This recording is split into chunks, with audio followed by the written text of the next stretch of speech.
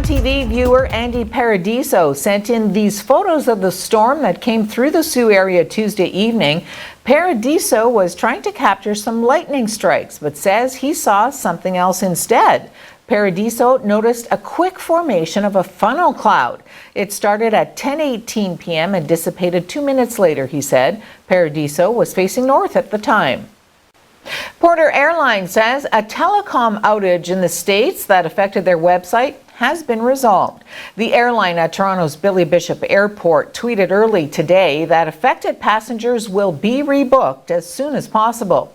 It says those who had to cancel their plans entirely because of the issue will be given a full refund. Late yesterday afternoon, Porter said a telecom outage was affecting all areas of its website, including passenger processing and reservation systems. The airport tweeted those on cross-border flights could expect significant delays. As of 6 this morning, though, the vast majority of departures and arrivals listed on the airport's website were on time or early.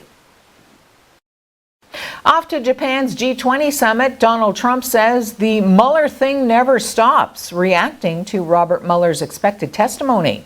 Reporters also asked about a meeting with Vladimir Putin. Trump replied, "What I say to him is none of your business." No obstruction. No collusion. Now the Democrats want a do-over. So they had a do-over in the House, that didn't work. They had a do-over in the Senate, that didn't work. There are no do-overs. We spent a long time working with Mueller. I gave him all the witnesses he wanted. I gave him lawyers. I gave him people. I guess he interviewed 500 people, 2,500 subpoenas. They had everything they could possibly have. Nobody's ever had more. Nobody's ever been more transparent. And now it continues further. This is just a hoax. I call it the witch hunt, but it's really a hoax. It's the greatest hoax ever in the history of our country.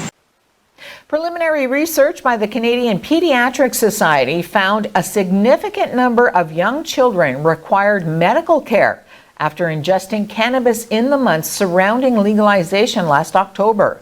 The Canadian Pediatric Surveillance Program says it collected 16 reported cases of serious adverse events involving recreational cannabis between September and December of 2018.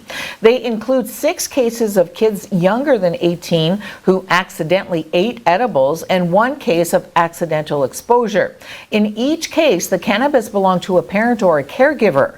4 other cases of exposure were not accidental, although the society could not share more information. Details surrounding the 5 other reports were not immediately available, including how the kids were exposed to cannabis, their ages, and whether exposure was accidental or not. The surveillance program defines adverse events, by the way, as all cases in which kids are harmed by cannabis consumption, including injuries that may result from use by another individual, such as a friend or parent who is under the influence of cannabis. The federal government and the provinces are expected to announce plans to work on harmonizing recycling standards following a meeting of environment ministers in Halifax today.